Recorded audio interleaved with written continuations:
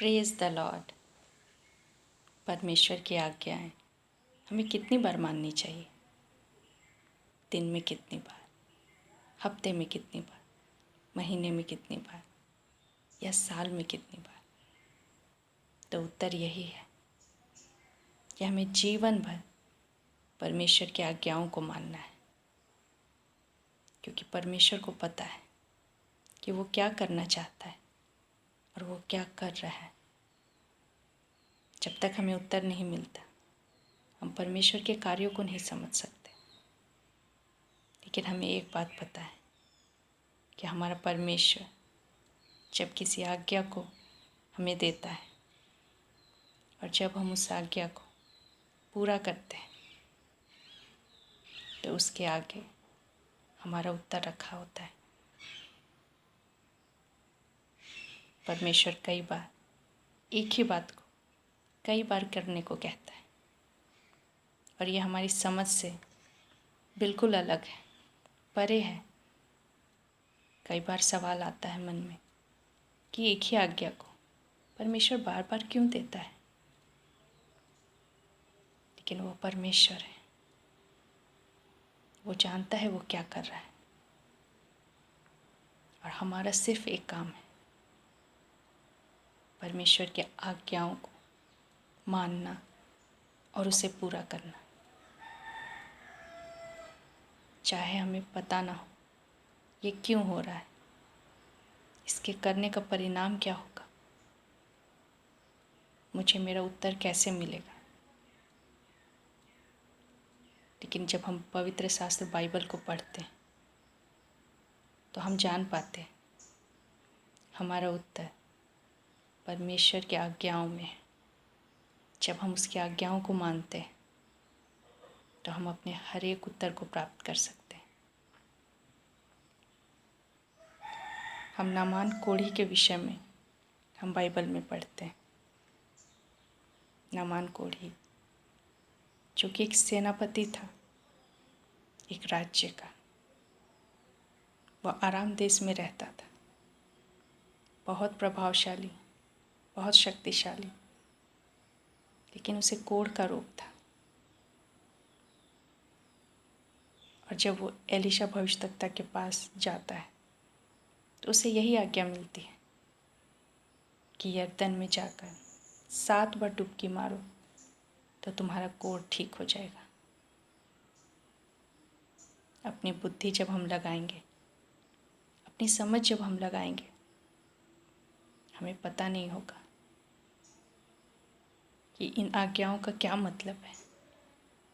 इसे पूरी करने से मेरी बीमारी कैसे ठीक हो सकती है? नामान ने भी यही सोचा और वो क्रोध से भर गया। लेकिन जब उसने विचार किया, लौटता है और यरदन नदी में वो डुबकी लगाता है। जब वो पहली डुबकी लगाया, कुछ नहीं हुआ। दूसरा, तीसरा, चौथा, पांचवा, छठा, जब वो 6 बार डुबकी लगा चुका, तब भी कुछ फर्क नहीं पड़ा। उसका कोढ़ जैसे का वैसा ही है।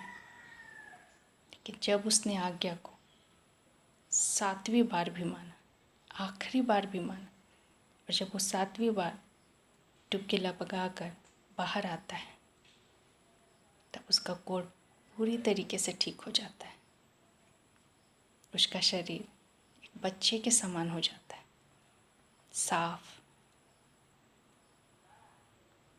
जब परमेश्वर हमसे कुछ कहता है तो कई बार हमें भी समझ में नहीं आएगा, लेकिन जब हम परमेश्वर की आज्ञाओं को मानते हैं, बार बार मानते हैं, लगातार मानते हैं, तो उत्तर हमारे सामने होता है। जब यहोशू यरीहो की दीवार को पार करना चाहता था, तब परमेश्वर ने उससे यह आज्ञा दी कि 6 दिन तक 6 बार पूरे शहर का तुम चक्कर लगाना, और 7वें दिन 7 बार। और उसके बाद तुम जय जयकार करना तो यरीहो की दीवार नींव समेत ढह जाएगी। इसमें कोई तर्क नहीं है। कोई दीवार ढाने के लिए ताकत की ज़रूरत होती है, साधन की ज़रूरत होती है, युक्ति योजना की ज़रूरत होती है। लेकिन परमेश्वर ने उसे और कोई योजना नहीं दी, ना कोई साधन दिया, ना कोई औजार दिए, लेकिन बस आज्ञा दी, इस वचन के अनुसार करो। तो जो ये यरीहो की दीवार है जिसे भेदा नहीं जा सकता, वो नींव से गिर पड़ेगी। और जब यहोशू ने बिल्कुल वैसा ही किया, जब वो शहर का एक चक्कर लगा चुका, कुछ नहीं हुआ। दूसरा चक्कर लगाने पर भी कुछ नहीं हुआ। तीसरा, चौथा, पांचवा, कुछ भी नहीं हुआ। लेकिन जब वो परमेश्वर की आज्ञा को मानता रहा, इज़राइली उसकी आज्ञा को मानते रहे, उसने 7 दिन जब परमेश्वर की आज्ञा को माना और उस आज्ञा के अनुसार किया, तो हम वचन में पढ़ते हैं कि यरीहो की दीवार नींव के समेत ढह गई। परमेश्वर अपनी सामर्थ हमारी ताकत के द्वारा नहीं दिखाता, हमारी युक्ति, हमारी योजना के द्वारा नहीं दिखाता, लेकिन वो अपनी सामर्थ तब दिखाता है जब हम उसकी आज्ञाओं को मानते हैं, बिना सवाल, बिना तर्क, बिना बुद्धि, बिना युक्ति लगाए। क्योंकि हम जानते हैं हमारा परमेश्वर सच्चा है और उसने हर बार हमारे जीवन में इस बात को साबित किया है। बहुत सारी बातें बाइबल में जब हमने पढ़ते हैं तो जान पाते हैं कि परमेश्वर ये आज्ञाएं हमारे भले के देता है। जब हम एलिय्याह के विषय में पढ़ते हैं और एलिय्याह ने कहा था, बिना मेरे कहे बारिश नहीं होगी। और जब वो आत्मा में जान जाता है कि अब परमेश्वर उस बारिश को ला रहा है, तब वो अपने दास को, अपने सेवक को कहता है कि जाओ और पहाड़ की चोटी में चढ़कर समुद्र की ओर देखो, क्या तुम्हें कुछ दिखाई देता है? तब उसका सेवक लौट कर आकर कहता है, मुझे कुछ नहीं दिखाई देता। तब एलिय्याह अपने सेवक को कहता है, और 7 बार जाओ और जाकर देखो। और वो सेवक बार बार जाता है और लौट कर यही उत्तर देता है, कुछ दिखाई नहीं देता। लेकिन जब वो 7वीं बार चोटी में खड़े होकर समुद्र की ओर देखता है, तो वो कहता है, एक छोटा सा हाथ के बराबर एक छोटा सा बादल दिखाई दे रहा है। और एलिय्याह कहता है, अब बारिश होने को है। और सचमुच बारिश होती है। हमारे परमेश्वर के वचन में अद्भुत सामर्थ्य है। वो जब आज्ञा देता है तो वो पूरा होकर रहता है। परमेश्वर अपनी आज्ञाओं के द्वारा हमें आज्ञाकारी बनाता है, हमें उसकी आज्ञाओं को मानना सिखाता है। कई बार हम एक बार आज्ञा मानकर हम रह जाते हैं, कई बार दूसरे तीसरे बार प्रयास करके रुक जाते हैं, या कई बार 5वीं और 6ठी बार कोशिश करने के बाद हम हार मान लेते हैं। लेकिन हम भूल जाते हैं, जब अंत तक हम आज्ञा मानेंगे, 7वीं बार भी जब हम परमेश्वर की आज्ञाओं को मानेंगे, तब अद्भुत काम होंगे।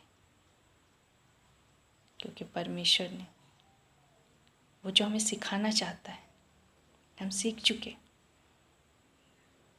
तब परमेश्वर अपनी सामर्थ दिखाता है। परमेश्वर अपने वचनों के द्वारा हमें बताना चाहता है कि जो 7 आज्ञाएं हैं, इन 7 दिनों को दिखाता है जो परमेश्वर ने बनाया है। इन 7 दिनों में हमें परमेश्वर की आज्ञाओं को मानना है। सिर्फ 1 दिन नहीं, 2 दिन नहीं, 3 दिन नहीं, लेकिन 7 दिन हमें परमेश्वर की आज्ञाओं को मानना है।